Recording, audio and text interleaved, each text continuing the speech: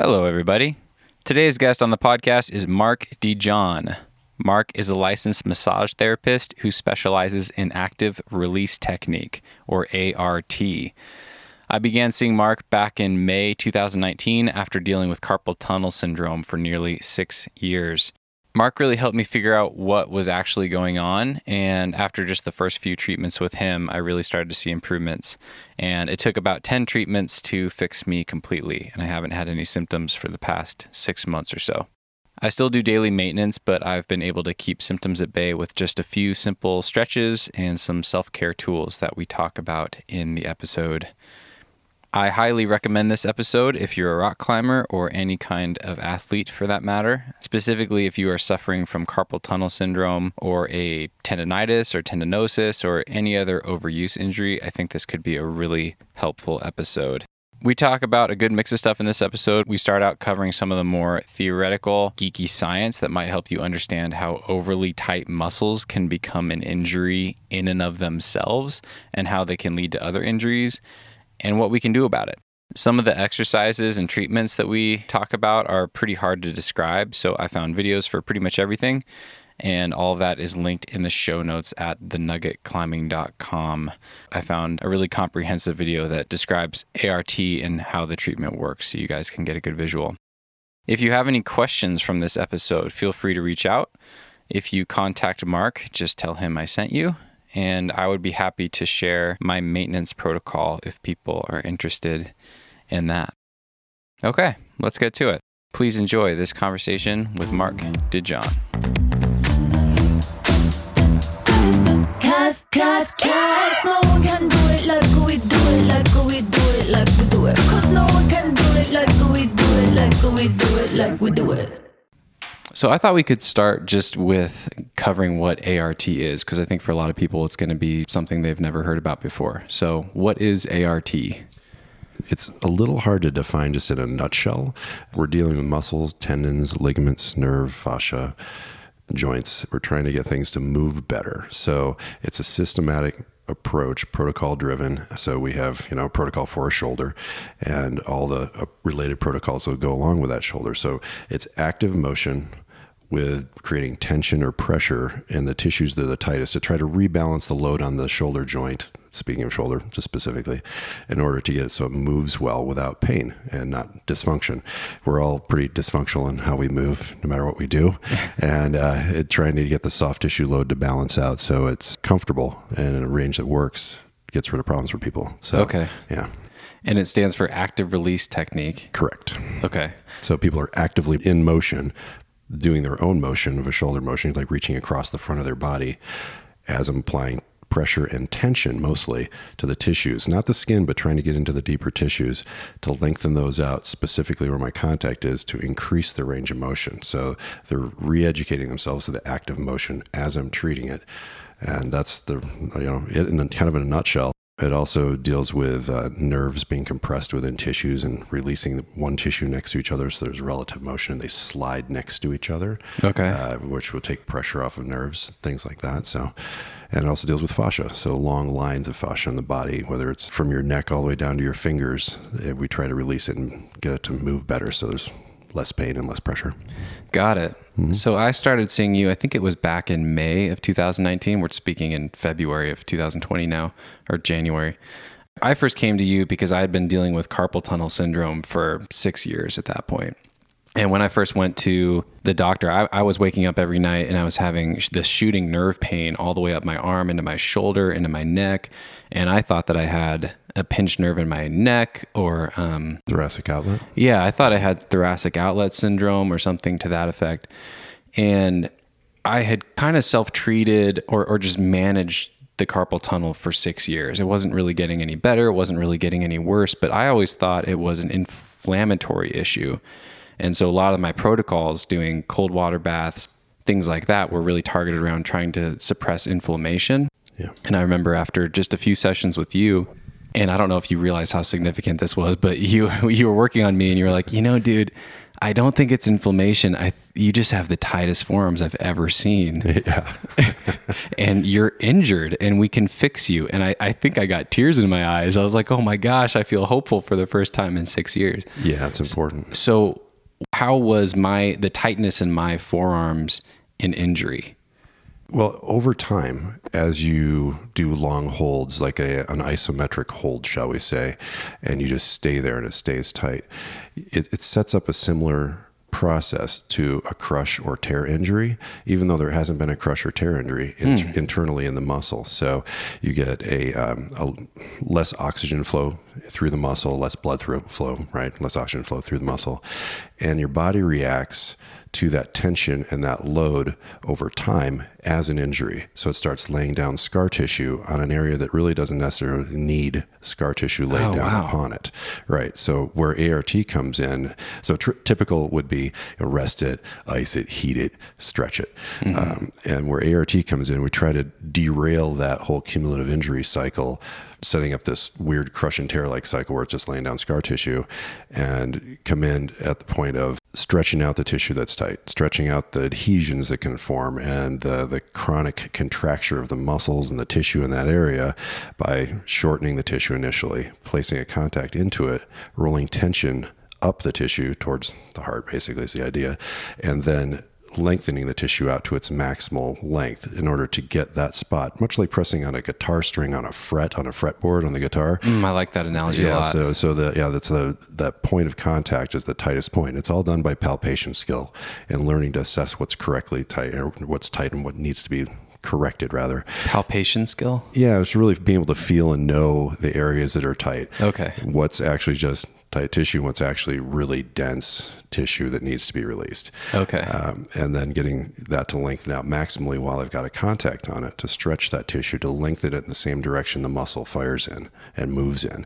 So it's like with deep tissue massage, you can go in and break things up, but in that process of breaking things up like that, you are kind of doing a crush and tear injury a little bit. Because if it's super deep tissue work, you're separating things out, and sure, that can be very helpful. I mean, I've had amazing deep tissue massage that's really helped me, so I'm not bashing it, but I'm saying this is a different approach than that. I'm really trying to be, I'm not trying to just go in and blow apart a whole muscle structure or chain of muscle. I'm trying to be really like a sniper, if you will, going and finding these are the spots the tightest, or these are the spots that are stuckest, shall we say. Stuckest. Yeah. And trying to get those to let go by doing the active release on them. Okay. Yeah. And you're a licensed massage therapist as well, correct? That's correct. That's the main license that I fall under, and ART is a modality. So it's a type of therapy. So I was curious when I saw that if you actually practiced other forms of deep massage, or is it really just ART at this point that you focus on? Pretty much ART at this point. I mean, that and, there's other things like kinesiotaping and giving people stretches to do and some things like that. But it's mostly the hands-on work I'm doing is active release techniques. Okay. Yeah. And I really like that imagery of the guitar and the fretboard. I think that'll resonate with a lot of people. But just as another visual for people, what the carpal tunnel treatment looked like for me is I would basically give you my arm, and you would grab it like mid forearm and press down as hard as you could with your thumb with one hand, while my fist was kind of curled up, while my hand rather was kind of curled up into a fist, and my wrist was bent towards me with my palm facing upwards. Then you would slowly uncurl my hand while keeping your thumb pressed on the areas that you found to be the most tight. Yeah, right. So it would set that depth into the tissue, and it wasn't just about going straight in. It was about going in and then rolling tension up the line of the tissue. Okay. So that's what kind of separates ART from other things. Is there's a method of massage or stretching called pin and stretch, where they will shorten a tissue up, but then they just smash straight into the tissue, and it's not the same, because I'm setting a depth in the tissue, but then I'm trying to push up, like I'm pushing up a ribbon up in your arm, a ribbon of muscle, like that guitar string, right? So I'm trying to get on that and hold it in a direction as you lengthen it out. So as it gets longer, I'm able to stay parked in the same spot and create more shear on the tissue rather than just straight compression into it. Okay. That's the real difference between ART and, say, pin and stretch, other than hundreds of protocols and a lot more science. So, are there any videos that you have or that you would recommend that just showcase what ART is that I could link to for people for a reference? You know, I think there's got to be plenty of stuff on YouTube. There's a lot of chiropractors that put out a lot of information on ART. Maybe I'll find something and vet it with you. That's probably a good call. Okay. And then, I'll link to that over in the show notes. Show how to do it wrong. I think it's hard. Yeah. And it's hard to wrap your head around this if you haven't seen it. But as soon as you see it, it's kind of clear what the goal is or what the modality looks like. Yeah, I agree. It's pretty straightforward, actually. When you watch a video of it, you're like, oh, okay, yeah, that makes sense. Yeah. But describing it's not always the easiest. Right. So one thing that was surprising to me is I'm the kind of person that I kind of want all the homework because I want to make sure I'm doing absolutely everything I can to make this thing go away. And you didn't give me a whole lot of homework. No. It was really You're like, already we need overwhelmed. You were. Yeah. What makes you say that? Well, just because you've been trying so many things for so long, and you obviously a very smart guy, and you're into research, and you want to learn as much as you can about how to fix what's going on. And sometimes you can bury someone with too many things, and then they're doing things maybe they got from a PT as well, and they're doing some things that they saw online. And I try to keep it simple initially for people because there's big things I can give you to do that will make good change, and there's tons of minutia we could get into. Sure. But I try to detail out or do the sniper work when you come in to see me and make the best when you're in my office of the time spent. And then you do a lot more of the bigger dynamic stretches outside, and that can, they dovetail well together. Okay. Yeah. So, but if I overload you with homework and things to do, then there's less chance that people are compliant. Got it. I saw something online today where somebody said, they're praying to God for a cake. Oh, God, I'd just love to have a cake, And God goes, well, here's all the ingredients to make the cake. And people go, oh, that looks like a lot of work. Right? So it's like, well, it is. You can't just show up at anybody's office, whether it's a physical therapist or an acupuncturist, massage, whoever. Yeah. You've got, if they give you things you should do, that even if they're simple, you should try to do those, because patient compliance is the hardest thing as a provider, right? You're great. You did everything. And that's one of the reasons you're well. Good to hear. Honestly. Yeah. Well, it's interesting. We're way. all looking for a silver bullet, right? Mm-hmm. And a quick fix. Yeah. And, it's the fast and free and highest quality possible. Yeah. Well, that's, pick one and pay for it, or whatever. Got it. Yeah. So you work with a lot of different athletes, presumably a lot of different types of injuries. Do you often prescribe some sort of movement or homework with this type of thing? Like, I guess my question is ART often a fix in and of itself, or does it need to be paired with some other practice that people are doing? I think the reason there are so many chiropractors that do active release techniques is because the two combine very, very well together. Okay. Whereas I'm looking at the body much like a chiropractor and a physical therapist both look at the body. So I'm a weird guy in the middle of the massage and chiropractic PT models, where I look at it from all three schools of thought. Even though I didn't go to get a degree in chiropractic, I totally understand their methods because I teach these guys. I've been teaching active release for 13 years now, so I've taught them. I know how they think. I know what the idea is behind all the different schools of chiropractic because there's many of them, and I know what their outcomes are, what they're shooting for, and if you can do the soft tissue work prior to doing any adjustment type work, chiropractic adjustment type work, it just makes it go better and it makes it hold longer. So it's really a positive. The guys that are doing the combination of active release techniques in chiropractic are having a lot of success and they're switching more away from chiropractic, the traditional cracking and popping, to doing more of the muscle work because it's less liability. Oh, yeah. It's safer for them to work on a cervical spine if you're just taking it through a range of motion and working the musculature to get the bones to be in the right place rather than taking it to an end range and doing a velocity pop adjustment at the end. That always freaks me out. It freaks out a lot of people. And it's why there's a lot of different, tappy type tools and stuff that have come out. But just learning the musculature in the neck and going through the protocols and doing it right, you can really get a lot more movement in a cervical spine or any of the lumbar segments, thoracic segments, just by doing soft tissue work that then holds and stays versus Got it.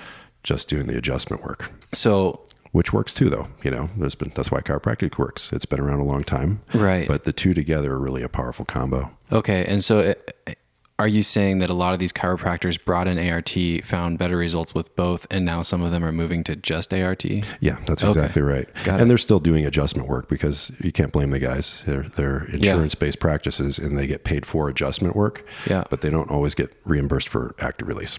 Okay. So they have to still do some manual adjustments, which makes sense. But that's the model of insurance. We don't need to go down that road. So one thing I really appreciate working with you is that you take a really holistic approach, and we worked upstream, downstream. It wasn't just, I think you could see pretty early on that it was tightness in my forearm that was probably the root cause. Right. But then we worked up into my shoulder, my upper arm, and my neck, and I saw a big leap forward just working on the forearm.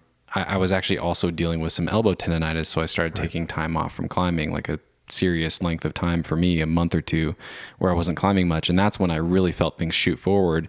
But then I think things plateaued a little bit. And then once we started working up more into my shoulder and neck, I felt another leap forward. And then I went from feeling pretty good to like, oh my gosh, I think this thing is gone. I think it's cured now. So can you speak to why you took that holistic approach and why it's important to go up and down the chain?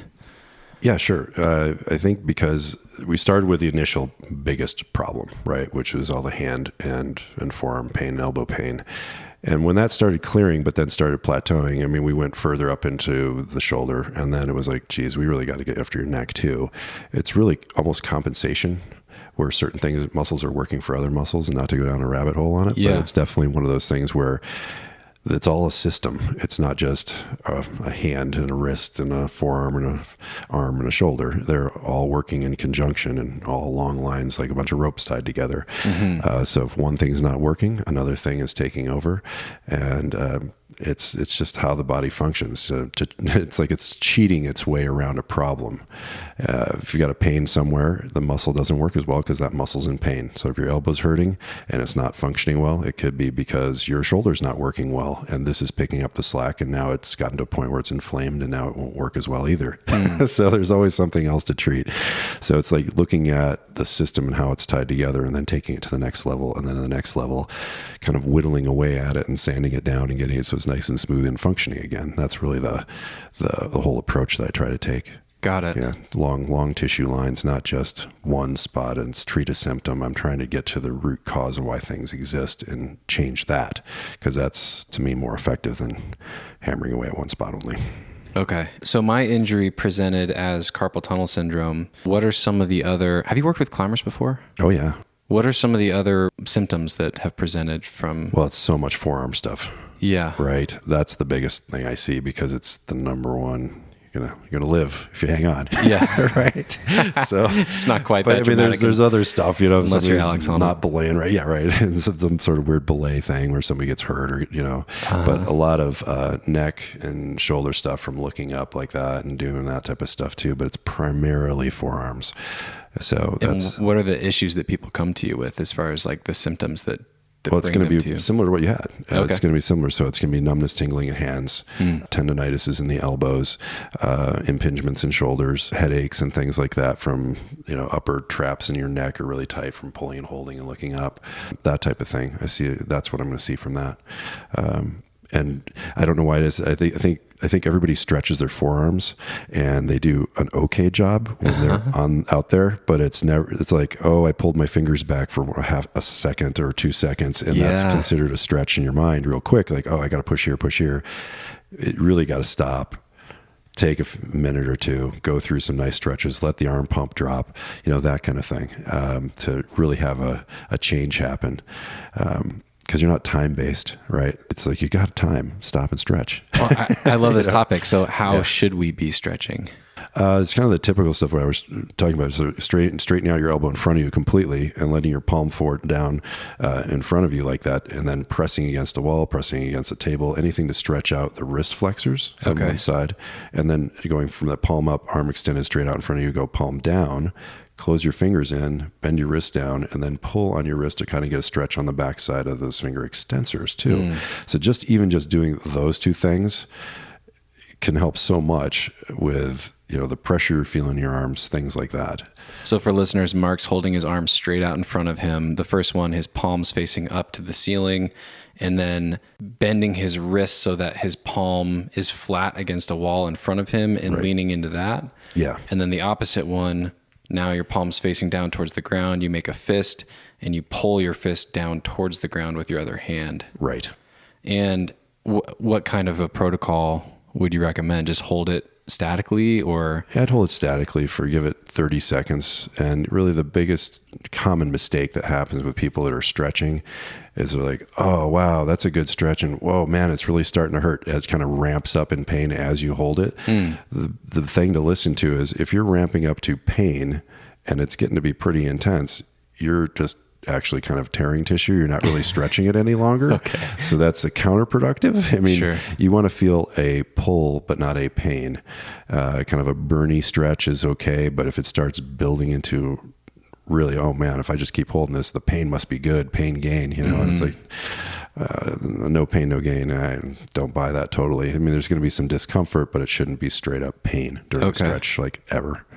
And what about timing as far as before a climb, before a workout, mid-workout, post-workout? If you're not warmed up, then, 30 seconds on a hold for stretching is going to be fine.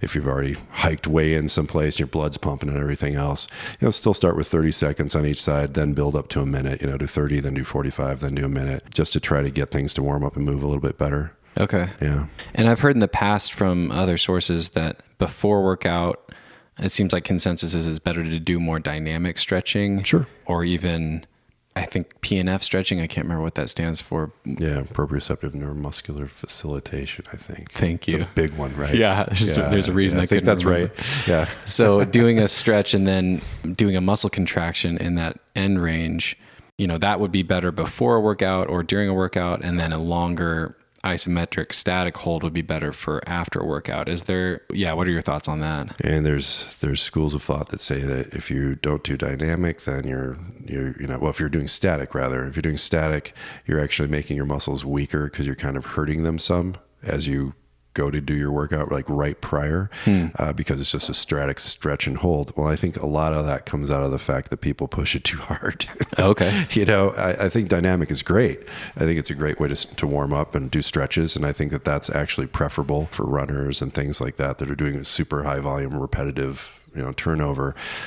You guys as climbers are doing a lot of long static holds. So some longer static stretches, not necessarily a bad thing. Okay. But yeah, the dynamic stuff is great where you do a contraction at the end and then, take it the opposite direction. Do that kind of stuff. That's not bad to do either. I mean, I think they're both good. Pretty much anything you can do that doesn't hurt you. Just do something. Do something, yes.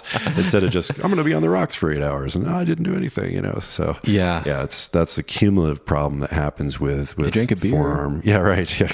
Dry yourself out a little more. As you're doing it, it's like people are also reactive instead of being proactive. And as climbers, people push themselves pretty hard. It's really intense. And you have a tendency to say not just anybody has a tendency to not really react to things until it's way too late. And it builds up over time. And a tendonitis doesn't just happen from one climb. It was a long time coming to get there. And the reason it showed up is most likely because the muscles are so tight that finally they hit a point where it starts pulling at the tendon, starts tearing the tendon because they're not elastic anymore. If you think of a muscle as a shock absorber, okay, so it contracts and relaxes, but it also has the ability to absorb shock. And anything that's shock-based of any kind, whether you just grab really quick and hard, that sine wave of shock from whatever you did, say it's tennis or whatever, if you're hitting something, you're grabbing and holding hard on something, that sine wave goes down that muscle to the attachment point at the tendon. And if it's a really tight muscle, that power transfer is just bang straight to the tendon, and it doesn't slow down the shock wave much. And a tight muscle is, going to cause more tendon problems than one that the sine wave slows down. It has a chance to dissipate some before it gets to the tendon, so you don't get the irritation happening. That's why getting things to move and be open is so important. I like that. Yeah. That makes a lot of sense. Well, think about scar tissue. It's not going to go away. It's a lattice structure that your body laid down in order to create support. So with ART, I'm trying to stretch that lattice in the same direction the muscles move, rather than just have it be gum in the carpet. It's just my thought on it. You can't, if you could chunk a gum in your carpet, it's not going to necessarily come out real easy, you know. Yeah. And if it's let's call it, it's not necessarily in the carpet. Let's call it in fabric, like in a shirt that's supposed to stretch and move. If it's in the shirt and it's really quite, you know, gummed in there, and it's hard and dry and gross, you pull on it and all the tissue around that spot that's tight moves, but that spot doesn't move except for on either side of it, which can set up a potential for a problem for it to tear on either side of the scar tissue too. Okay. So I try to get that scar tissue or that spot to stretch out and lengthen in the same direction that the muscle fires and contracts in. That way we get rid of gum in the carpet, for one, or the fabric, and it's elongating and it's allowing the muscle to really truly release and open again. So that's my gum in the carpet theory. I like it. That's a good visual. Try to come up with them. So I think there's this perception that tighter muscles are stronger, or that muscles need to be tight to some extent to be strong.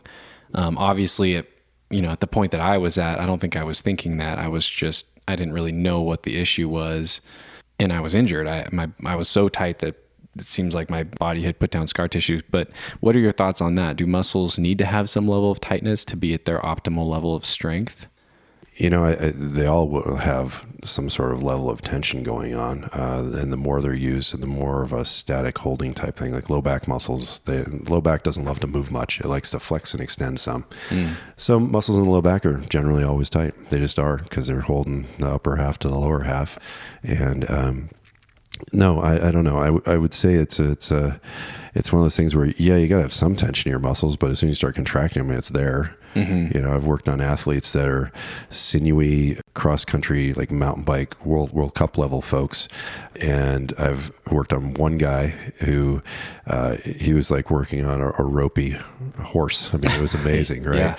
And then the very next person I work on is a 24-hour endurance rider, a female out of Idaho, and her muscles are so mellow and so smooth and easy to work with and easy to find everything and soft and easy to work with, versus the sinewy, tough muscles. So I think we're so genetically different that you've got this person that's multi-world champion female and multi-world champion male guy that I'm working on, and they are so dramatically different in their physiology, just based on what I'm feeling in the tissue. So I don't think there's one say, yes, having tight muscles is good. I would say, yeah, sure, to an extent, we have to have integrity in our bodies, but not to the point of, just being really tight everywhere is good. Not really. Okay. But also being super hypermobile also is not good.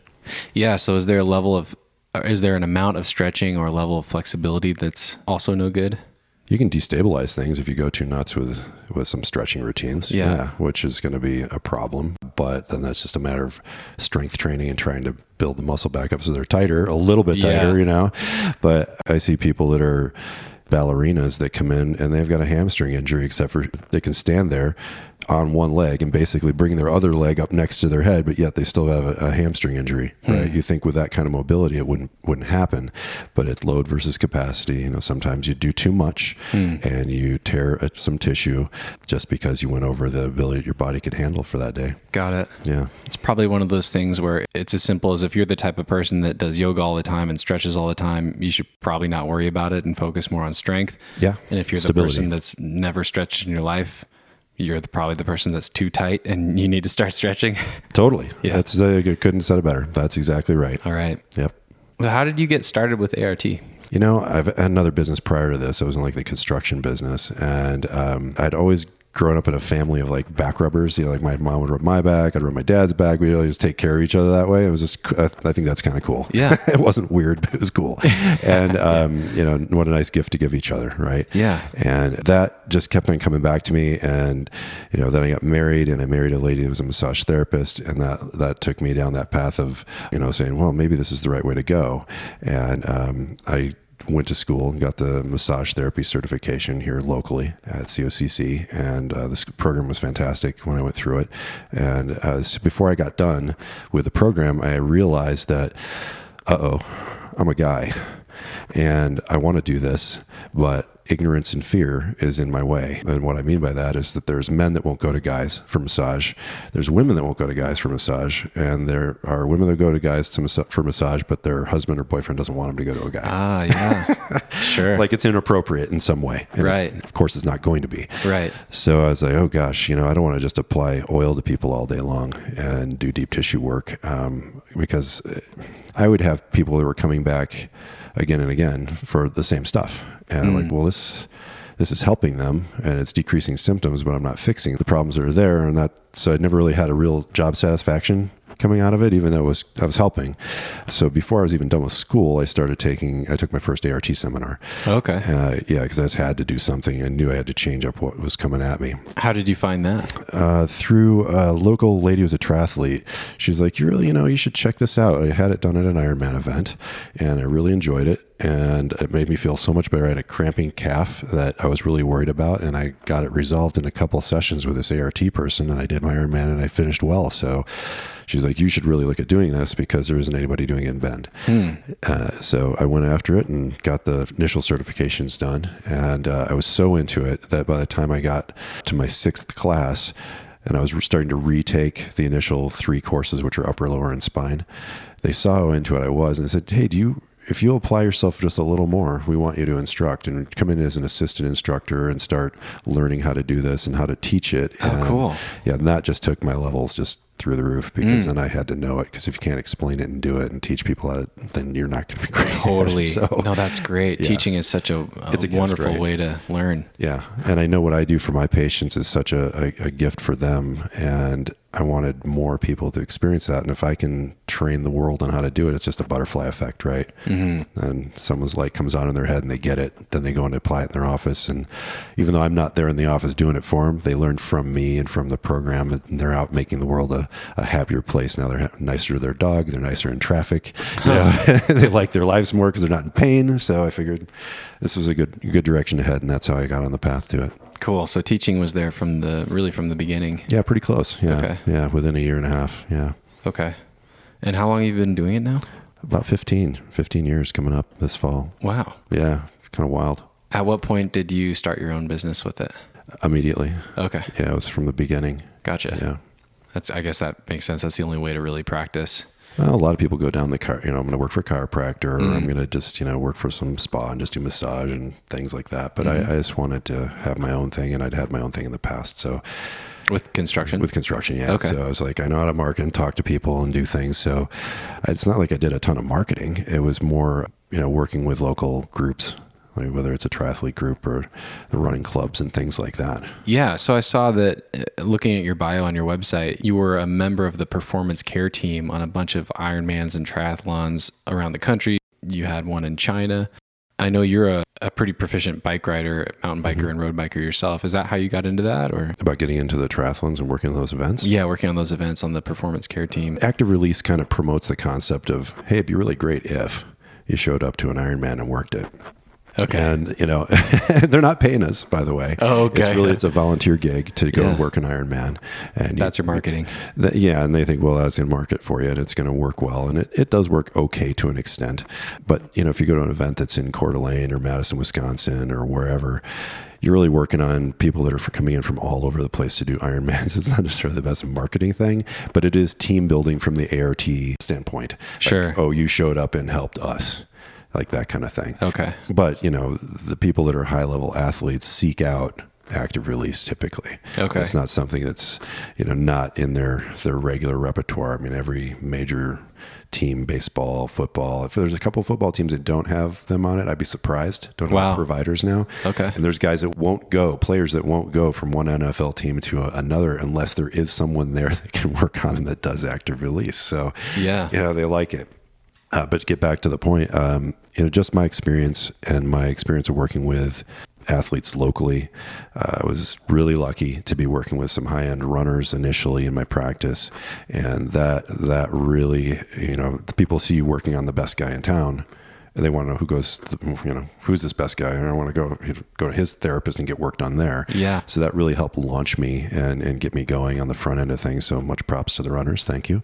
But running is, I tell people running's a one-legged sport. You're on one leg and then you're on the other leg. A lot of biomechanical things can go wrong from one leg to the other leg. Okay. And during the whole process, right? So you got to balance out the load, and you have to get it moving right so people can do it pain-free. Yeah. So, and that took me to China with the North Face. Cami Semick, I don't think she'd mind me mentioning her name. She's on my website and everything else. Is a wonderful lady. She is multi-world champion in discipline of running, whether it's 100K road racing, 62 miles of running on the road. Yeah, painful, right? And think about that for a minute. It's 100-mile endurance running. And puked in my mouth a little bit. Yeah, exactly. How could that not happen? But amazing, right? Just to be able to do that stuff. And she was injured and wasn't getting results, even when in Hong Kong, where she was living at the time. She was living here first, moved there for her husband's job for a while. And she came back here and was injured pretty bad. And inside of 2 or 3 sessions, I figured out what it was with her hamstring issue and treated that. Really kind of saved her for being able to do this next event, because they were offering surgery. And if they did surgery, she wasn't going to run anymore. Oh, wow. And this is not a person that should not be running. You know what I mean? It's like if I said, hey, Steven, you're not going to be climbing anymore. Oh my gosh. Right. Yeah, exactly. My head would explode. Yeah, it's like taking a border collie that's not crate trained and putting it in a crate. It's going to freak out, right? So I didn't want that. And we were able to get her moving better again. She goes, you've got to come on this event in China. We're doing 18 days through the mountains of Yunnan province. And it's 2 American runners, her and Nikki Kimball, and then 2 Chinese runners and 2 from Hong Kong. And it was a really cool experience, and I'm glad I went and did it. It was worth it. Cool. To see that and see the world and be able to use my skills to keep them going during that event, because they're running between 30 and 80 miles a day through really rugged mountains and having to wayfind, because there's no really great maps in China, and they had to find their way through all that. Wow. Yeah. So it was neat. It was a neat experience. So were you setting up the tent and just working on them at the end of the day, every day? Thankfully, it wasn't a tent. Yeah. Thankfully, it was in the hotel. Okay. And we just set up an area somewhere in the hotel, in a conference room or in a bedroom even, and I just treat people in there every day. And I was along the way, too, to make sure things were going right, whether they needed kinesia taping and some body work to get them over the next ridge or whatever we had to do to keep them going. Not that it was a race. It was more of an expedition for them, because people hadn't done this before. It was called the Tian Horse Trail. There's a YouTube video of this that you could link if you wanted to. Yeah, I'll link to it for sure. Yeah, it's pretty neat to watch. Cool. Yeah. Yeah, I'm going to watch it myself. I'm the biggest person in the video, so it's easy to spot who I am. It's probably true quite often. I mean, if you're working with other climbers and runners and stuff, you're a big, strong, strapping man. Yeah. How tall are you?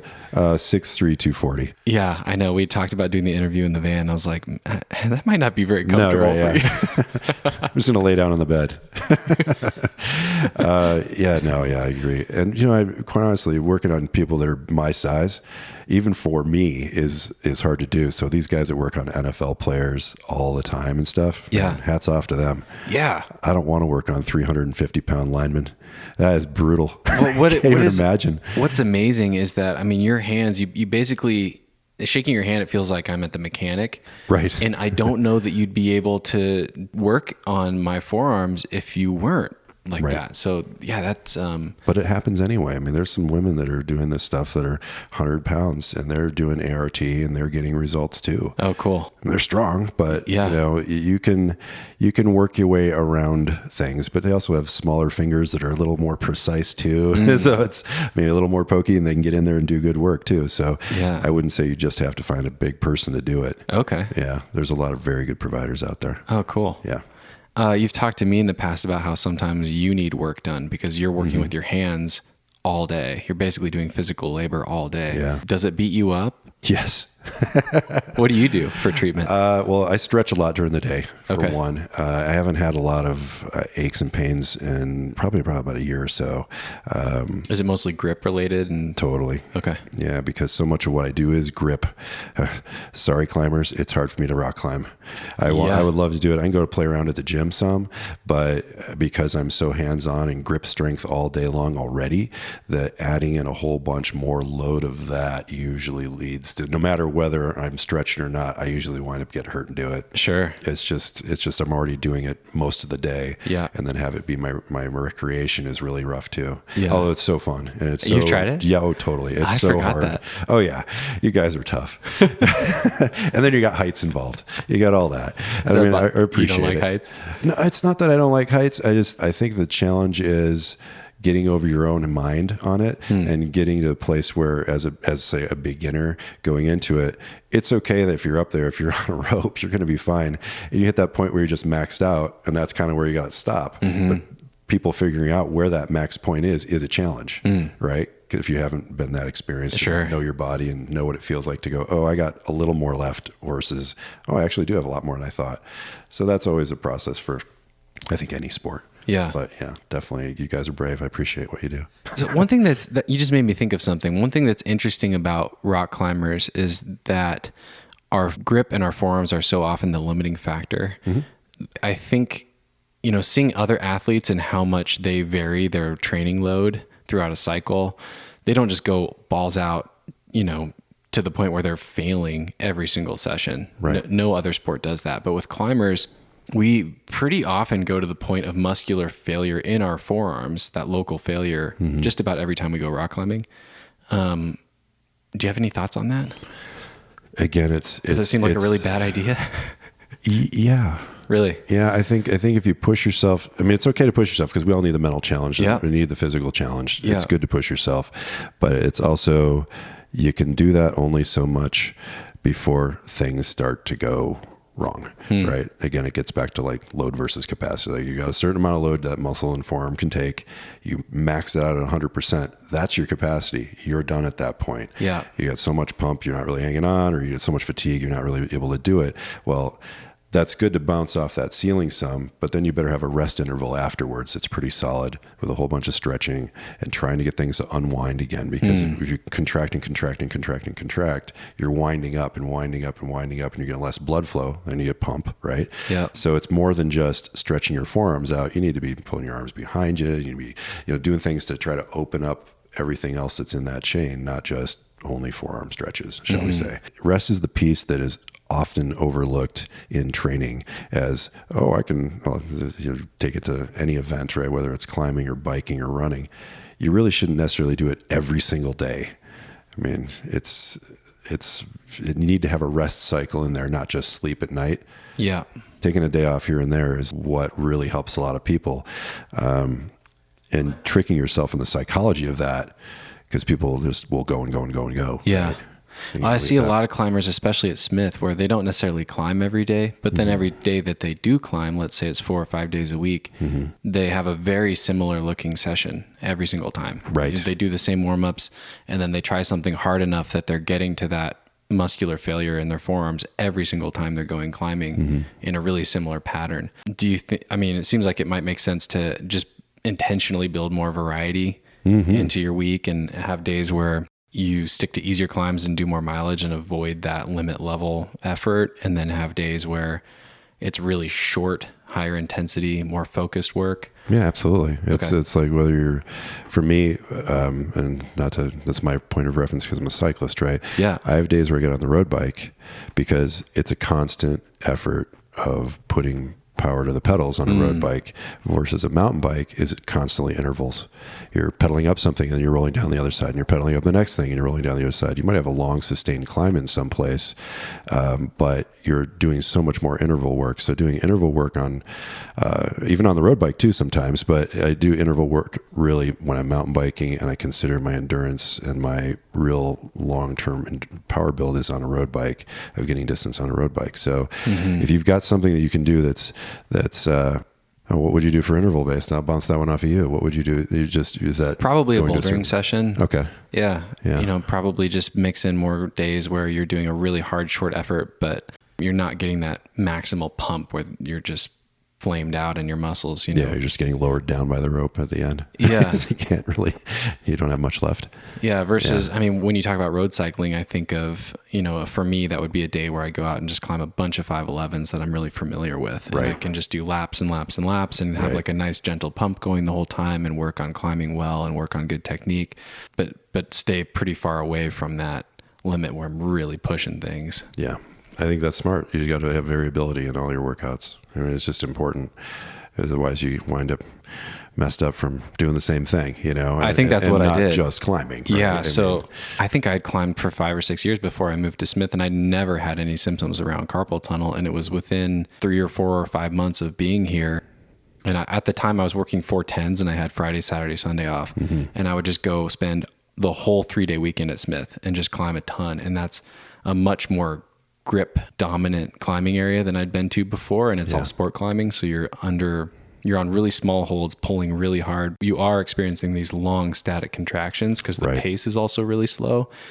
And I think that's what got me. I was just having a very similar style of session just about every time I went out. And it didn't take very long for that to be too much. Yeah, for sure. I mean, if I moved to Moab and I was riding there all the time, I would be messed up inside of 5 or 6 months too. Why is that? Just because it would be such a different thing than I was used to doing. Just mountain biking all the time. Yeah, and having such intense short pitches on sandstone and things, and just different variety, right? So it's it's the exact same thing. You just took it from where you're at and what you're used to. You added a whole huge different component to it, little holds and really intense and that type of thing. It's just a change in what you were doing. So yeah, to stave that off, I mean, how could you not want to be climbing at Smith all the time? Right. It's beautiful. It's got amazing routes everywhere, but only doing that is going to lead to eventually maybe having problems if you're doing it too much. Yeah. So, well, I think there's also a way to do it that has that variety built in. You know, that's if right. I'd been more intentional about having, okay, today I'm just going to focus on climbing this really hard thing, and I'm going to have a lot of rest in between my tries, and my tries are going to be really brief and intense. And then, the day after that, I do the volume type session that I was talking about, where I keep the intensity lower. It's a way better way on approaching it. Yeah. I think basically every chronic injury and every issue I've gotten into is doing too much of the same stuff too often. Me too. Really? Oh, absolutely. Yeah. Even riding a bike too much. It's postural, right? What are some of the issues that you've seen with that? I would say shoulders and people, let's say the non-crashing injuries, let's call them that. Yeah. Because crashing happens, but like everywhere. I would say low backs, hips that are just way, way too tight. Your body's segmented up in an interesting way, right? You've got mobility in the foot and ankle, and you've got stability in the knee, and you have mobility in the hip, and you have stability in the lumbar spine, and portion of the thoracic is mobile and a portion is pretty stable, and then cervical is mobile again. So anytime you get one of those things in a cyclist or anybody, if your hips are really tight and they're not rotating and moving well, the next level below and the next level above are going to start to move more. Because they have to. They have to compensate. They have to compensate. So you wind up a stable joint moving too much that it doesn't want to do, and then you wind up with pain from that. So it's not necessarily, like I was saying, somebody comes in with a pain in their knee or their low back, you got to look in the middle to see what's going on with the big movers there, and address that. So I see a lot of hip problems, low backs, shoulders, neck stuff, of course, from the riding posture and pulling your head back. Even me. I mean, if I look at my X-rays of my spine right now, C5 and 6 are not awesome from riding. So most of my extension and things that happens in my C spine is happening at between 5, 4, 3, 2, right above. So I really should have more mobility in my own neck, but it's not there because I rode a bike since I was 9 or 8 or. Is that something that you're actively working on? It is right now. Yeah. So I'm trying to mobilize my mid back more, so my cervical spine isn't pushed so far forward. So I'm trying to get things to open in that area to just kind of pull things back and stave off any future real aches and pains that are, you're getting older. Yeah. Things happen. I'm 51. So it's always just a challenge as we go forward to keep things lined up and moving right. I appreciate that you are taking action on it though, and advocate taking action with your clients though, because it drives me crazy when someone has this, and you see it so much where people have this fatalistic approach. Like, I'm just getting old. Oh yeah. Right. Yeah. Do you work with, I'm dying now, do you work with like the whole range of age groups? Yeah, absolutely. Okay. I mean, I have little kids that are doing gymnastics to a lady she's just over 90 years old and is a Canasta player. Oh, and she'll play Canasta player? Yeah, it's a card game. Okay. And she'll play too much Canasta. and her neck and upper back and stuff start getting tight because she's sitting at this table playing cards for so long. She's just psyched. She's overdoing it. She's climbing too much, That's so funny. Really what it is. But it's a really fun thing because I see people from every single walk of life, and it's a fascinating job in that respect. Cool. Yeah. And on your website, I saw you've worked with triathletes, golfers, rock climbers, road and mountain bikers of all levels. You've worked with Olympic athletes. Yep. Are there any athletes that you've worked on that are the most interesting cases or have been the most gratifying, or does anything like that come to mind? Well, everybody's interesting. Yeah. We're all carrying around our bag of interesting, aren't we? Yeah. I'm laughing because you have a lot of stories when I come to see you. Yeah. Nothing you shouldn't be sharing. No names are exchanged. It's always entertaining, but there's always some though. good stuff. All my athletes, it's fun for me. For the athletes, everybody's interesting and fun to work with for the most part. But the people that are out there really trying to get a paycheck, whether they're jumping their bodies through space on a bike at Red Bull Rampage, or they're going to race some World Cup somewhere, or they're doing an Ironman, or they're doing an Xterra World Championship or whatever. There's a small part of ownership I have in that where, they're coming to me, but I'm kind of being the race car mechanic that tunes them up so they can actually go get the prize. Oh, that's cool. So it feels like even though I'm not there at the race every time, I know that I helped them get to that level. And it's not that they wouldn't have got there without me, but they sure were slowing it down with whatever was holding them back, that I helped get rid of that problem, helped tune them up a little bit so they could go do that. So I feel anytime anybody wins a marathon or does well in a marathon or finishes a marathon in 5 hours, even, it feels good to know that I helped them get there through them having the wherewithal to come in to see me to help them get there. Yeah. So it's a rewarding thing from that standpoint, which is really fun. And it's rewarding me even working the old lady with a Canasta and stuff, because I know if I help her, then she's out playing the game and enjoying her friends and do what she likes. Cool. Yeah.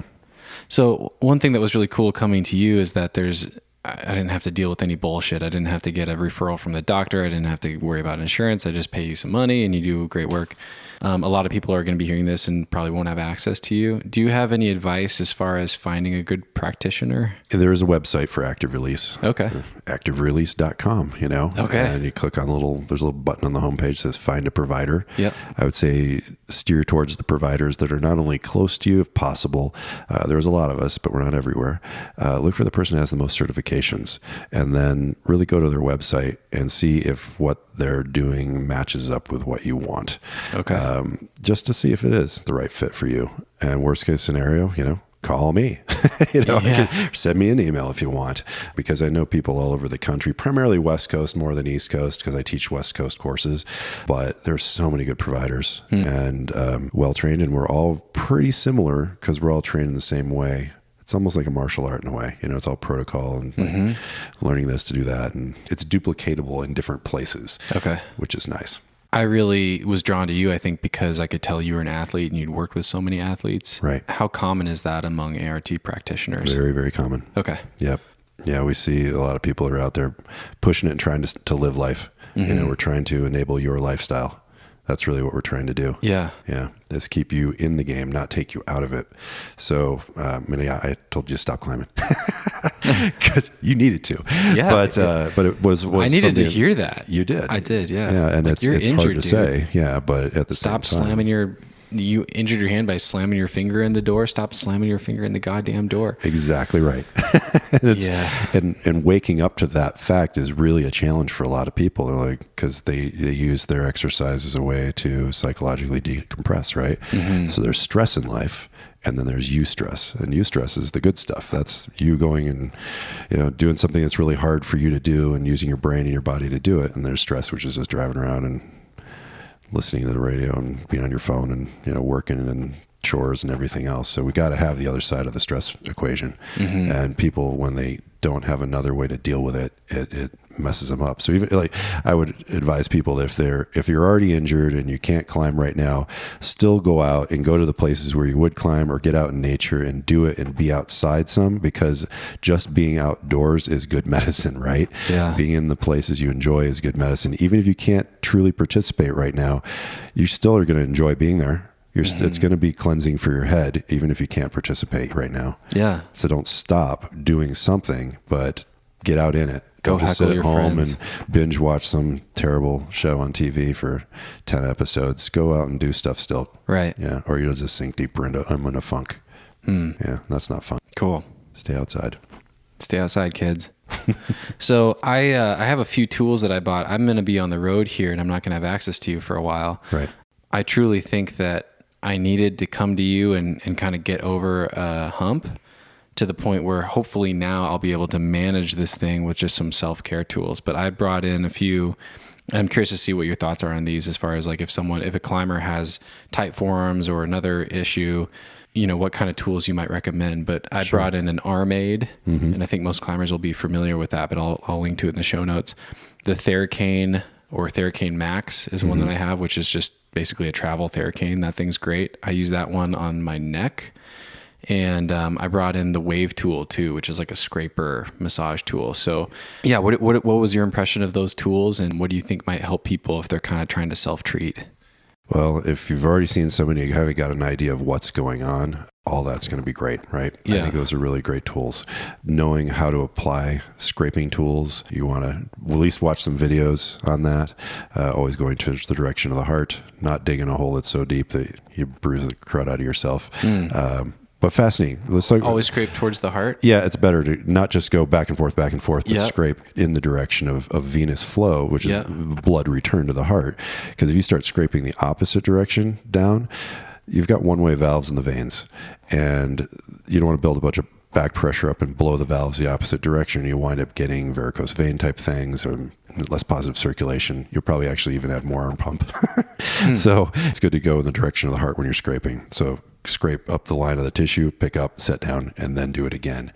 Not just back and forth, back and forth. And I find that's true with any of the rolling devices as well, is that people just go back and forth with them. Well, it's not necessarily the best thing to do, right?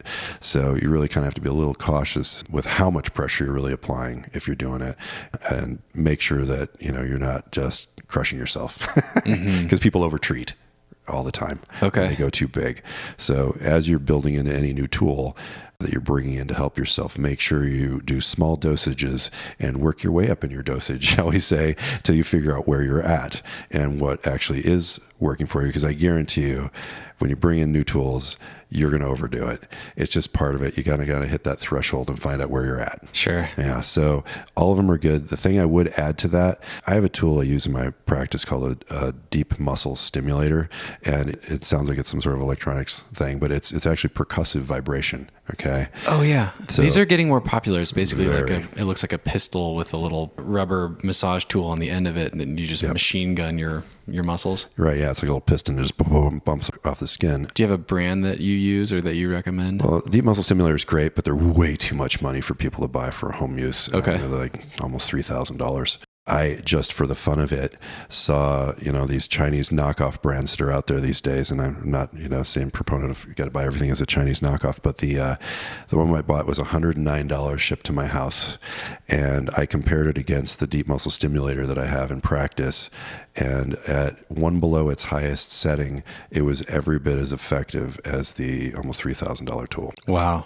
For home use. And really, when you think about it, even if it lasted me 4 or 5 months and then died, I'd be better off buying those at $110 than ever spending $3,000 on this tool that I was it's different because it's cordless. It's going to probably last 4 or 5 hours of runtime maximum. And the one that plugs into the wall that I use in my practice, of course, is industrial, right? It's made for commercial use, but that is a wonderful tool to bring in.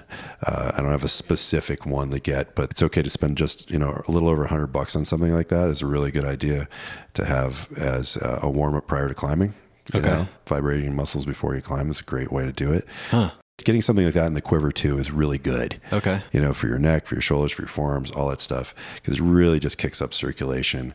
And if it's an area that's sore, all the vibration almost numbs it out a little bit too, right? So it's a good tool to have in the kit. The one you found, is that just something you found on Amazon or something? Yep. Yeah. Yeah. Okay. I just looked around and I found the one that looked like it was Amazon choice. Yeah, it wasn't even Amazon choice. It was like like one of those ones that there's ones that are obviously look like they're junk, Okay. and there's ones that look a little more refined and like they've doing a better job with what they're presenting to you. And I thought that's a valuable ad. Okay. Yeah. Maybe I'll find one and vet it with you too. Let's see if I can find that link for that one I got. Yeah. Okay. It was worth $110. Perfect. Oh yeah. Okay. I think it came down $10 since then. So awesome. So there you go. All right. Yeah. So you talked about working with athletes and how you get to be a part of that a little bit and you get some ownership over their achievements. I know that you're an athlete as well. You consider yourself an athlete in road and mountain biking and hiking and Nordic skiing. Maybe where are you at now with your athletics, and how much of a performance element has there been to your athletic career?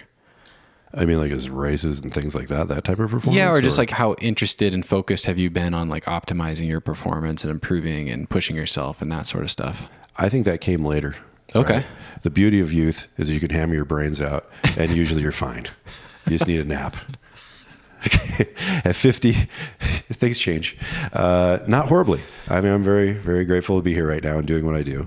But you definitely start realizing, oh, okay, I'm up against the process of some aging and keeping myself at a better level because of that, and doing what I can to keep my nutrition right and my training right so I can still go and do the things I want to do. I'm not as fast as I used to be. Yeah. But I don't expect to be either. And I'm not bummed out about it because I'm just happy to be out there doing it. Did you compete growing up or do you do that now at all? I was racing BMX in like 78, 79, 80. And that's when I was really competitive with all that stuff back in like the golden days of BMX. And that really got me into a love of bikes.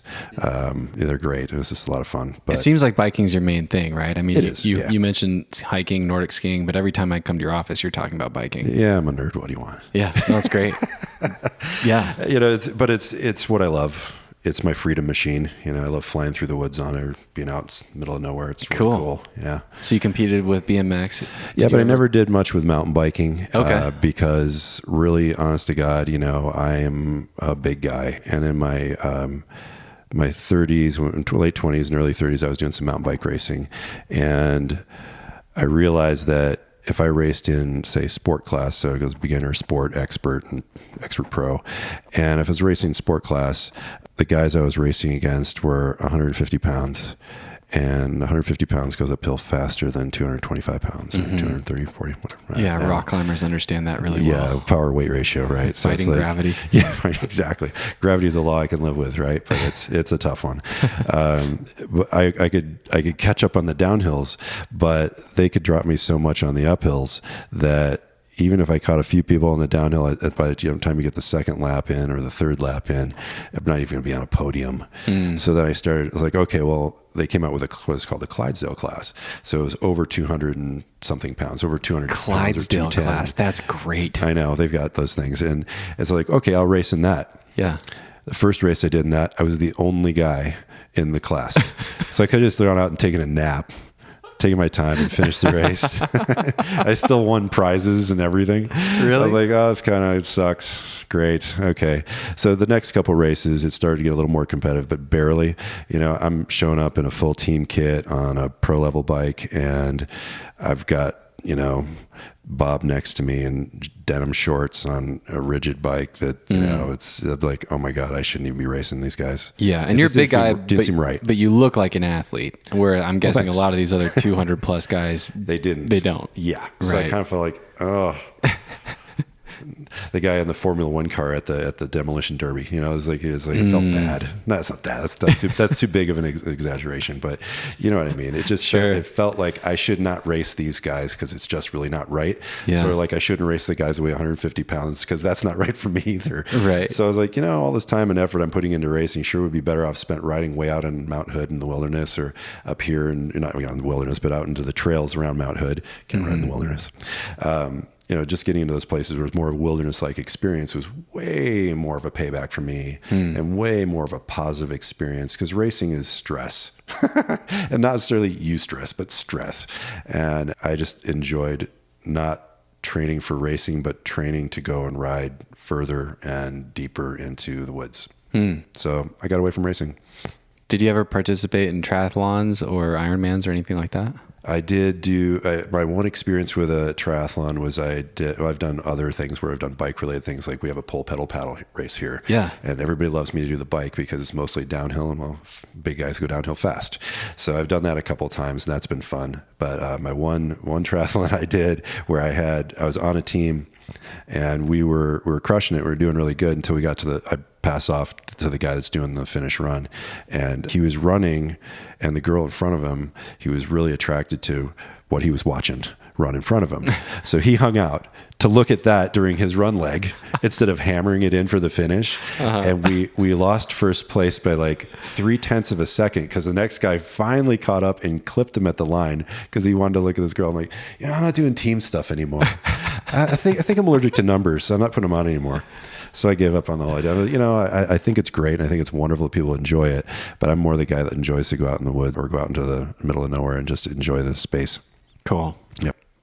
So you've talked about, the last few times I've been in here, you've talked about how you can't do this forever, how this is hard physical labor and it's hard work, and you care about what you do, and that shows, and it almost seems like you'll have a hard time pulling away from it and not doing it. But you've got some cool ideas. You've talked about transitioning towards owning a business and setting yourself up for something that maybe is more sustainable. Right. What does that look like? Well, when you realize that, what you're doing every day is basically, I'm not making money unless I'm working and I'm hands-on. Mm-hmm. So downtime sounds nice until it's there's a little too much downtime. Or you go on vacation. If I take a week off, I'm losing all that income for a week, and that's like writing an additional $2,000 check to the vacation because I didn't show up to work for a week, right? Yeah. So it's challenging too. So the idea of starting a business where I have other people working for me and potentially doing body work, but more than anything else I'm looking at, I'm thinking more of getting into laser therapy because it's an up and coming thing. It's been around for a long time, but the lasers are now getting small enough, portable enough, and high power enough that they really are creating big change in less time. Previously, using laser therapy, it would be, a 30-minute session, and now it's down to 5. Mm-hmm. So for the same price. And really, truly the same or better results. So I'm thinking of getting more into doing a laser therapy clinic where we bring in a medical director and we have a doctor that someone sees initially and writes, they need this many sessions. And that way we can do all the treatment, and I can have my wife doing it. I can hire people to do it. I can do it. And it takes my hands and thumbs out of the work some. I'll never really stop doing what I'm doing. Okay. I'll probably cut back on what I'm doing and either have somebody else doing it, or we'll get more into doing the laser therapy, and that'll turn into something that grows. Then in time when I retire, I actually have something to sell rather than if you just have a practice and you're in private practice, it's not the same.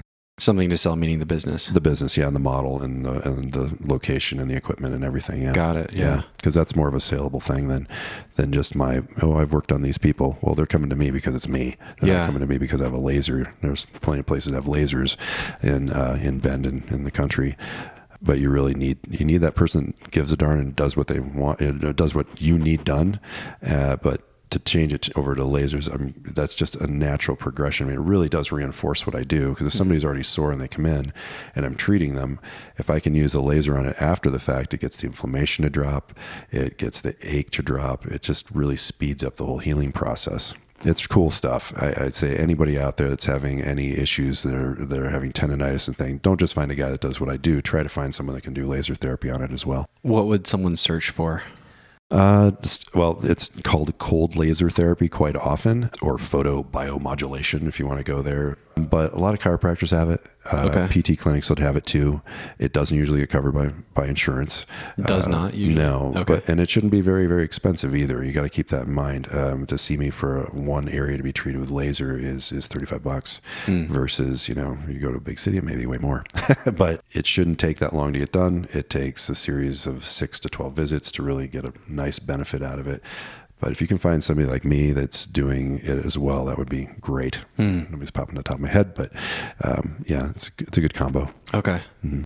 Yeah, I've had a chance to play with it. I've got to be your guinea pig a little bit. That's right. Use cold laser on my elbow tendonitis. And the idea it's a connective tissue issue, so there's not a lot of vasculature and blood flow. So you're helping stimulate that in that area and get more blood flow to the area? That's exactly right. Okay. I mean, really, in the grand scheme of things, it's drastically increasing the circulation in those areas. And not just from a vascular side, it's really cellular as well. You have these chromophores in your cells, right? The mitochondria in the cell. And those guys absorb the light energy from the laser and just ramp up to maximum output. And so producing more ATP, produces nitrous oxide, gets everything, all the vasodilation to happen, and it really just helps flood the whole area with oxygen and get everything running fast, and that just gets it to heal faster more than anything. Cool. It's like creates an optimal environment. And I should touch on one thing.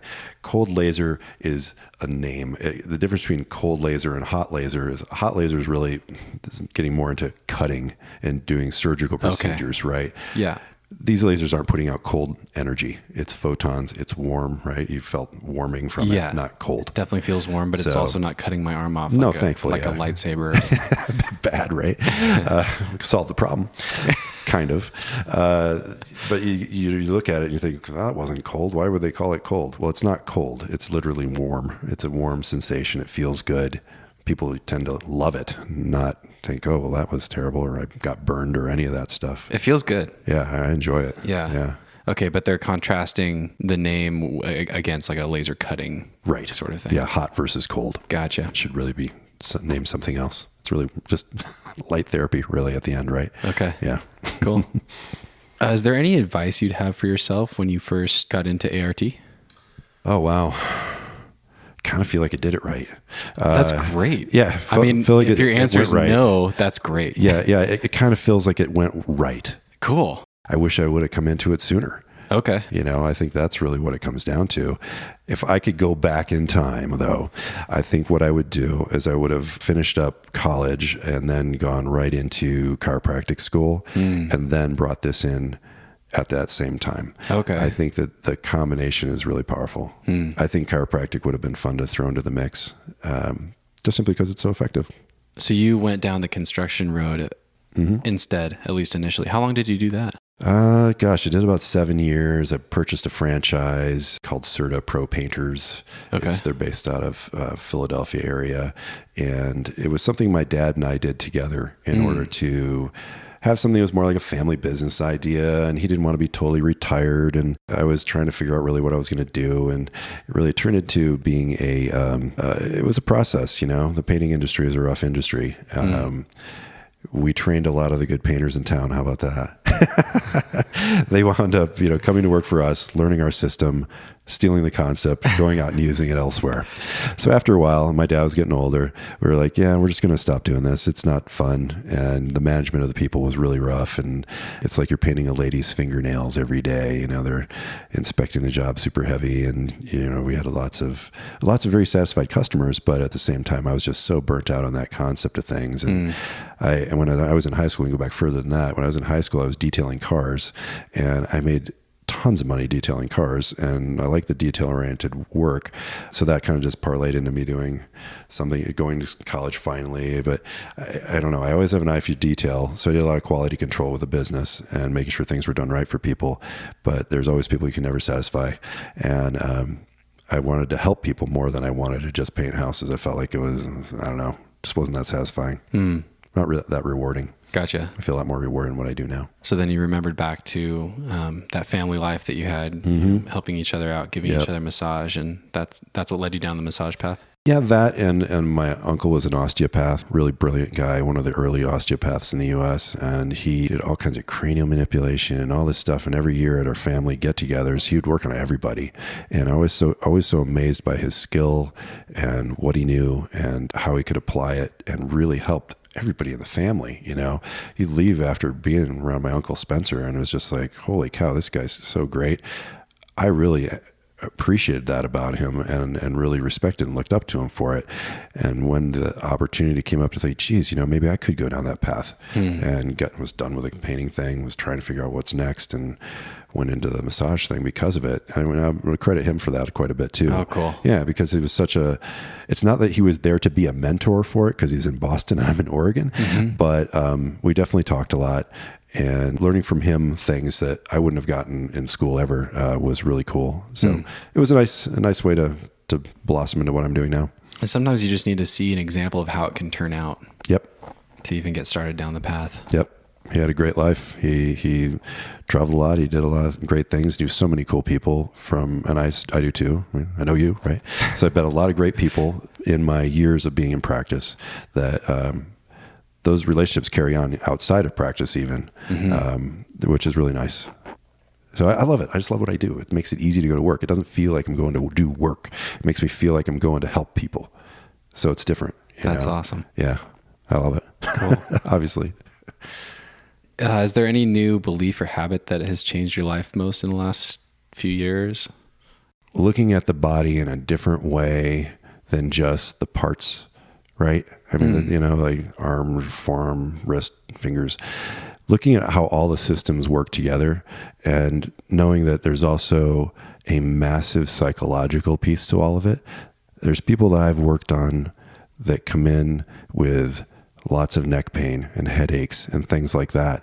And I could be doing battle to make those things go away for them, but then there's constantly recurring.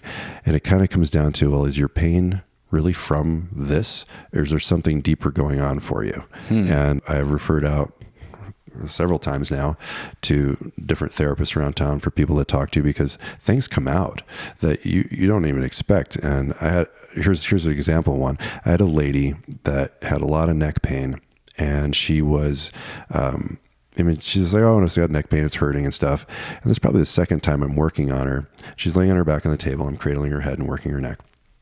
And there's one particularly tight spot that I'm working on.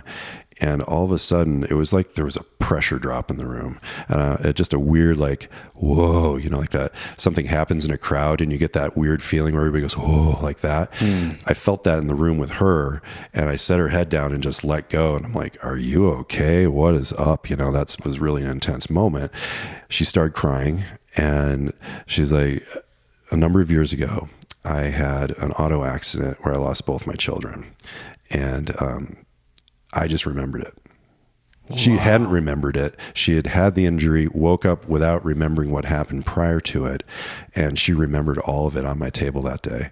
Just from pressing on a spot in her neck and it must have been sort of like a smell would recreate a thought or memory from your childhood. Like there's flowers in your yard growing up where it's always the air, the smell of the flowers wafting around, right? And you smell them, boom, your brain goes there.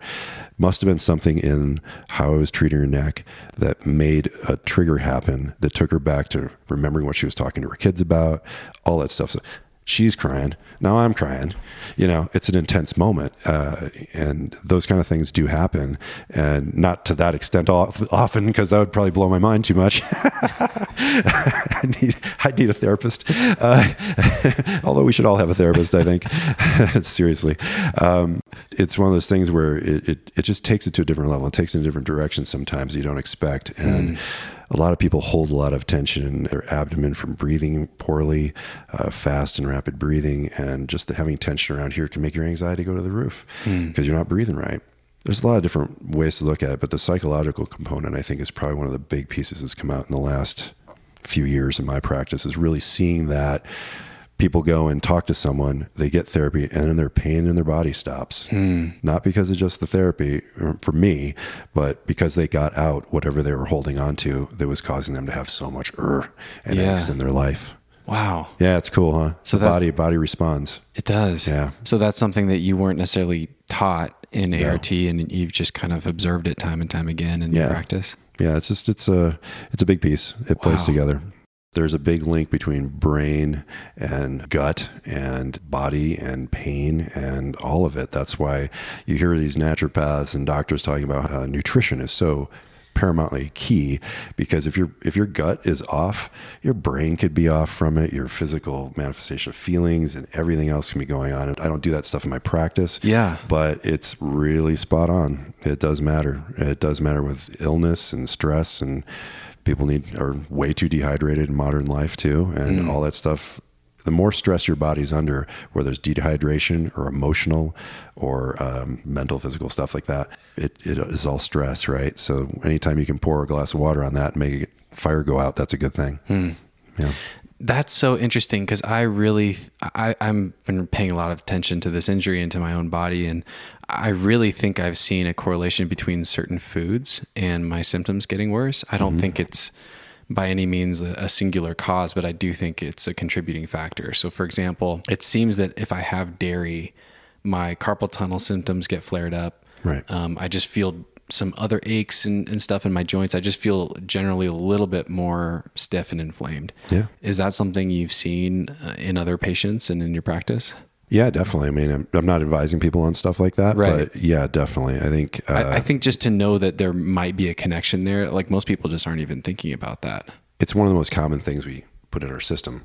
Yeah. Is dairy, other than everything else. Just but nutrition in general. Yeah. I don't know why we would drink a cow's milk. I don't get it. I don't want to drink orangutan milk or horse milk or, any other stuff. It doesn't kind of make sense. I'm not a baby. I'm not a cow baby. It is weird.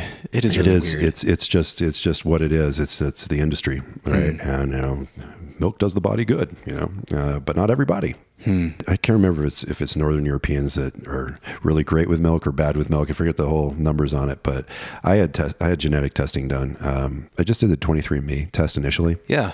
And then we took that data and looked at it in a different model than theirs.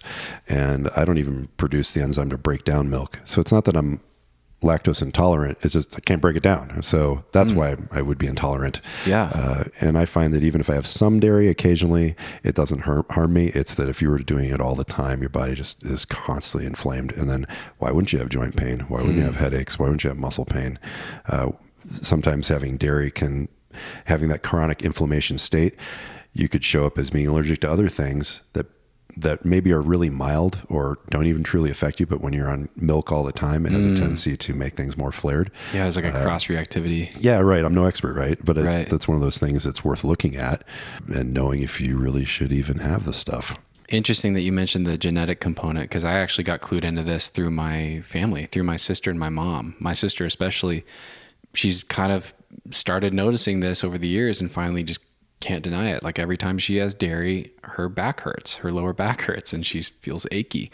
And she finally put it together. But it was subtle enough that it was really hard to pinpoint for a lot of years, I think, for her. But once she mentioned that, I was like, I think I experienced that too. I think you're onto something. Very possible. The 23andMe thing's really interesting. I'll be sure to link to the website. I haven't tried that. Is there anything else, any other takeaways from that were informative or interesting? Well, it's fascinating to see potential, what your ethnicity is and where your ancestors came from for real, right? Rather than hearing from family members, which isn't, it's like the telephone game, it gets diluted down and not really necessarily true.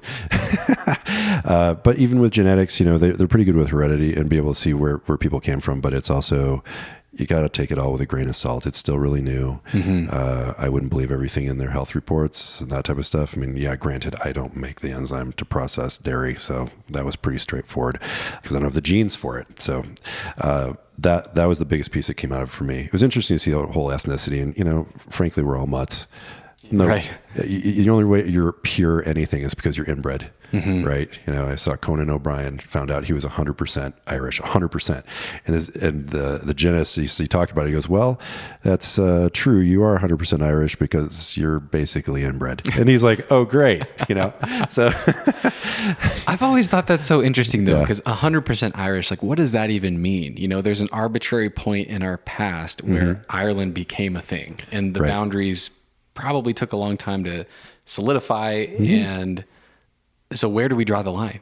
I don't know. I just think it's fascinating. I don't know. I don't maybe really these people lived at the valley in some valley somewhere in Ireland, and they didn't really, after a while, genetics gets cleaned up, right? Where you don't see markers for certain things over generations and generations and generations. And there was so much migration. The Irish migrated. Obviously, I am Irish too, like so many people. That's just how that all happened. The great dilution, the melting pot that doesn't seem to melt in people's minds, but truly is slowly happening. Cool. I might have to look into that. I think it's worth looking at. It'd be interesting. You made me think of a story when you were mentioning that. My grandmother, God rest her, she just passed away a year ago. But my whole life, she took so much pride in being Danish. she'd make us these like Danish dishes that she learned about and would cook for us. And she just loved the cultural side of the Danish lifestyle and all that sort of stuff. I don't even know where she learned that stuff. Turns out she wasn't Danish at all. Like Wonderful. 0%. She thought she was 100% Danish. I don't remember where they found out she actually did come from, but someone in my family did the test and was like, wait a second. There's no... She was probably more Danish than a lot of Danes. If she was going that deep into it, I give her props for pursuing it and staying with it, regardless of what her true ethnicity was. Cool. She never found out. I love it. And I just love that. Oh, sure. It's endearing in its own way, right? I think that's great. Yeah. Good for her. Good for her. Yeah. But most Danes I know are very Danish. They're great people. What is one of the best decisions or investments you've made? I think that decision-wise, the best decision I ever made was to get into doing what I'm doing right now. Yeah, kind of thought you were going to say that. Yeah, great stuff. Other great decisions, obviously, was never stop riding a bike just because I got a car, because it's fun. I like that. Cool. Lifetime of riding a bike. Do you commute to work when it's on your bike when it's warmer? I walk because I'm only 5 minutes away. Oh, that's great. Yeah, it's really cool. Getting your steps in. I know. Some part of me wants a one wheel. Even though it takes 5 minutes of walking out of my day. It sure looks fun. A one wheel? Have you seen those? It's the one. It looks like a skateboard with one wheel in the middle of it, and you bounce and rip around on it like a snowboard. Just looks fun. Yeah. I'm probably not doing that, but it's a short walk to work, which is really cool. Other decisions. It just says I'm constantly fascinated, and not just with what I do for a living, but looking into all kinds of other things in life and kind of always going down a rabbit hole a little bit here and there and exploring other things, whether it's some new medical discovery or whether it's, some technique that they've come out with, things like that, where I just go, okay, well, that's great. I saw a little blurb on it, but I go further than that. Try to get into the root of what things are and truly looking at systems and how they work and things like that to try to keep my brain active and stimulated. That's cool. Because I don't like Sudoku. I'd much rather be out solving the riddle of riding down a trail on my bike. It's it changes every time, but I also like really learning about new things and seeing if they jive with me or if I go, maybe the bullshit meter's going off, So I try to learn as much as I can. Yeah, you seem really open. You seem like you're totally willing to reshape your framework. Totally. And to reshape your paradigm, which I really appreciate. I mean, there's so much information coming at us. Like you said, bullshit meter, we almost have to be careful these days. Yeah. But I don't know. We also hold on to so many assumptions that just have nothing behind them. Yeah. And it's really fascinating when you start to really look at some of those and like, why does everyone think it's this way? And why have we always, why are we following these dietary guidelines or whatever it is and start challenging that stuff? Yeah, because any nutritionist would tell you that the nutrition pyramid that the government puts out is a joke, right? It's like, not to just harp on nutrition, but it's a problem.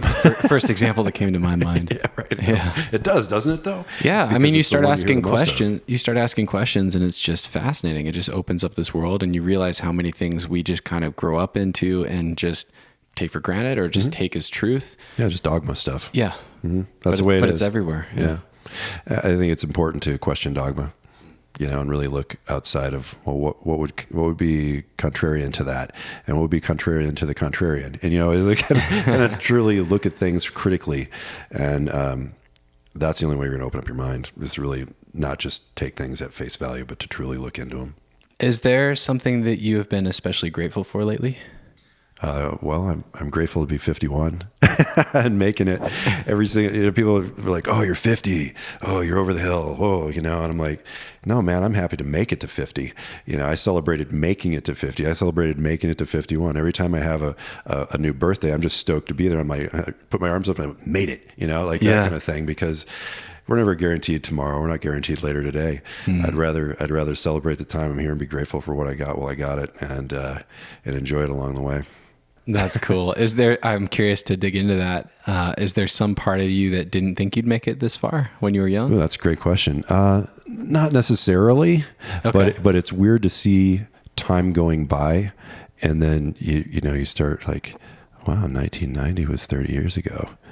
I still feel like I'm a similar age to what I was when I was 1990. Right. But I'm not. Right. I can totally relate. Yeah, it's odd, right? I feel the same on the inside at 30 as I did when I was 20. And you'll feel 30 when you're 50. I'm sure I will. And it doesn't really shift it. But I'm just happy to still be here doing what I like to do and enjoying my life. Cool. My family, it's fantastic. What is something that you're excited about right now? Springtime. Okay. No, I'm just kidding. I love getting back to warmer weather, but I'm excited to do a bunch of skate skiing. I know that the trails are really getting good now, and I had a cold for a week, and it messed me up with some really good snow that was falling up there. I didn't get to go. That I'm excited to do. So activity. Have you been riding the bike at all? A little bit. Okay. When the trails are good, we just had a bunch of snow, so it wasn't the best conditions to be out there doing it, and I kind of start getting Jones for it. Like, I want to go do it, but I don't want to go mess up a bunch of trails that are muddy. Right. And then I got to clean my bike too, which is a nightmare if it's all muddy. Have you ever tried fat tire biking? I have, yeah. Okay. Yeah, I would love to get one to ride on the snow. See, I'm the kind of guy that wants the good gear. So if I go get a fat bike, I'm worried I'm going to go get one that costs way too much. It's stupid, right? So right. I have been, I've said, okay, if I'm going to go fat biking, I'm just going to go rent one for $40 because I can rent one 100 times and still be, in a better place than if I had bought one that got outdated or took maintenance or whatever. So when my friends go fat biking, I'll throw down some cash, or I know so many people at the shops. A lot of times they just comp me a bike, and I can just take it out for a day or half a day and do it. Yeah. Nice. So I'm a good patron of the local bike shops. Awesome. Yeah. But yeah, fat biking is a blast. I advise everybody to try it on snow. That's where it's really fun. You fall and it's snow, it's not bad. It's really interesting experience, but it's also quite a workout. You're going way slower and way shorter distance, but you're putting out a lot more watts or power to go that slow and that distance. Yeah. So like running on the beach, right? Deep sand. Completely. Although it's still more fun than that. Right. I imagine it is. Yeah. More effort for shorter distance and lower speed, but it's really kind of cool to be out in it. That's why I like cross country skiing too. It's kind of like being in the woods at a lower speed, sort of like I do on my mountain bike. So I guess I've got a problem. That's a great problem to have. I think it Mark. is. That's great. I'll hang on to it. Do you have any final thoughts or advice for specifically climbers, if anything comes to mind, but for prevention, treatment, or self-care around this sort of stuff? Be proactive. What does that look like? Just the stretching? Yeah, lots of stretching. If things start hurting, figure out what they are sooner than later, because things don't usually get better if you're continuing to climb constantly. You might have a good day here and a good day there and a bad day here and there, but don't just ignore it and think it's going to stop. It's tough because, when you're younger, like I said, it's easier to rebound out of things. It's much better to get therapy along the way to solve the problems you're having now, so you don't have them way worse when you're in your 40s or 50s or 60s and you still want to go do things. And then the other thing I would say is cross training is huge. Not just going to a gym, but go out, go paddleboarding, do go on a bike ride, do other stuff. Don't just climb. It's good for your brain. It's a different pattern. It's a different thing. It's a different way to get the fitness from it, right? Or fitness for it. So all of it bundles together and works well together. If climbing is your number one thing, then absolutely climb your brains out, but do mix in other things and do rest and do hydrate like crazy, especially if you're out on hot rocks and everything. Drink way more than you think you ever should. Just to keep the system smooth and functioning and working. Don't ignore things when they come up. As far as hydration goes, do you take electrolytes, or do you recommend that for people? I would if I was hanging on hot rocks all day at Smith. Okay. I would definitely make sure I had something going in other than just water. Yeah. Hammer Nutrition makes a lot of good products, not to just put them up there, but there's a lot of companies that do that are the right amount of sugars and the right amount of the type of sugars that are in their drinks, not Gatorade and not Cytomax right off the shelf at a 7-Eleven. Better than nothing, right? But you're getting a big punch of food coloring with that stuff. And if you're going to go buy Gatorade or stuff like that, get one that's clear. Don't get an orange or blue or hot pink. Try to get something that doesn't have any dye in it. But you can get the stuff that's powdered. That stuff's great from Hammer. I like their different from Hammer. Yeah. Okay. Heed's their one they use for electrolyte replacement. But cool. They have some that have a little protein in them and things like that. If you could do whey protein. Okay. Yeah. all that stuff. That's good to have. And that's something that gets missed when we're young too, like high school sports. They just give them Gatorade all the time. Or some junk, because they're kids, and kids bounce back no matter what, really, if they get a break. So, but getting that going and knowing when you need it, you'll see an advantage in endurance and just clarity and everything else if you're hydrated well and you're not tanked out in one way or the other. Yeah. Cool. I'll put a link to Hammer. One I've really liked is Element, LMNT. Oh yeah. And that's an electrolyte mix without any sugar, which I really appreciate. Great. So that's been a good one too. Anything that goes in that you can burn and it rejuvenates you, it's a good thing. Cool. Not necessarily Red Bull. I've had Red Bull save my butt though. Sure. When I crashed out, like, oh, I'm so bonked. It's brought me back from the edge, but I wouldn't use it regularly. Some climbers do, man. So, I know. Yeah, I don't think that's a sustainable strategy either. No, it's a big punch and then you crash afterwards. It's never good on the other end. As far as the cross training goes, I mean, you work with some really high level athletes, like we talked about, some Olympic athletes. Is that a consistent thing that you see with these other athletes, regardless of the sport? Are they all doing some sort of cross training, just getting out and moving in different ways? I'd say almost all of my ultra runners, what you think ultra runners that run big distances, all they want to do is run big distances. A lot of them get on mountain bikes and you go out because they're still in the woods, right? Yeah. But they mix it up that way because it takes the pounding impact out and they still get a good cardio workout that they need, and they're still using their legs and everything else. And they're doing strength training, all kinds of different things, to mix it up because it's good for your brain. It's just a different thing. It seems like paddleboarding might be a really good companion to climbing. It would be. Upper body, a lot of core stability. Yep. Yeah, I love paddleboarding. That's another thing we just got into. Much gentler, much less grip focused. It is. Cool. I'm going to have to try that. You should. Throw a paddleboard on top of the van. There you go. Another item for the van. I know. What's next for you? Just doing what you're doing? Lunch? No. I'm going to keep doing what I'm going to do, and I'm going to try to develop the laser practice. Yeah. That's the next thing I'm doing. I'm going to start taking some other courses too, just to broaden my perspective on a few things in different classes. I want to take more of neurokinetic therapy, really cool stuff. That's kind of working with the muscles to figure out, okay, if this one's off, why is it off, and why is this one on, and how do we get them so they're working in unison? I took the first level of that class and I really liked it, but I had taken it right after taking another class. It was so much information that it kind of bounced off my head instead of going in the way I wanted. Okay. It was too close to one weekend and then the next weekend. I was still processing the previous weekend stuff and trying to learn new. It just wasn't working out. So I got to go take it again. But neurokinetic therapy is really cool stuff. And those providers are typically pretty great too. Cool. Yeah. Another thing to look for. Are you able to integrate that stuff, or is that just because you're curious? And I'm able to integrate it for sure.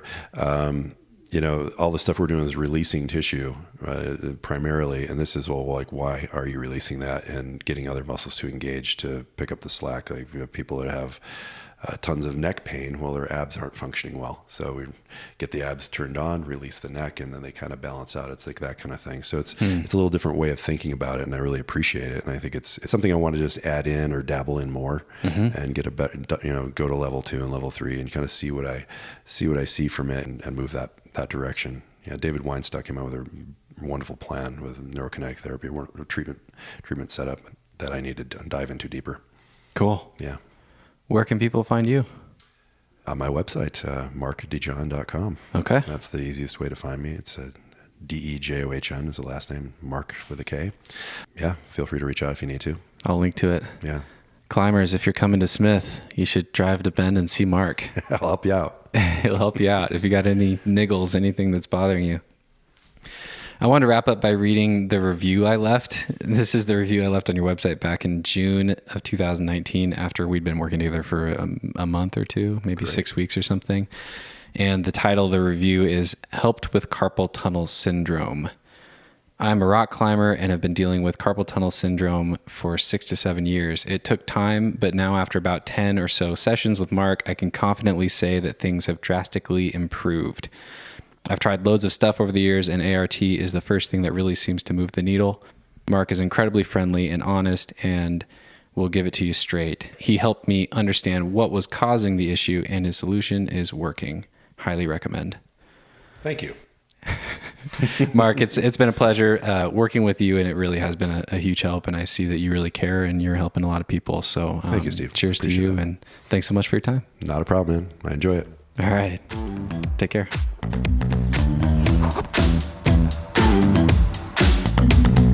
Move with the rhythm. Shake it up, stop when the clock hits 13. Sing 1, 2, 3, 4. Cause no one can do it like we do it, like we do it, like we do it. Cause no one can do it like we do it, like we do it, like we do it. Cause no one can do it like we do it, like we do it, like we do it. Cause no one can do it like we do it, like we do it, like we do it.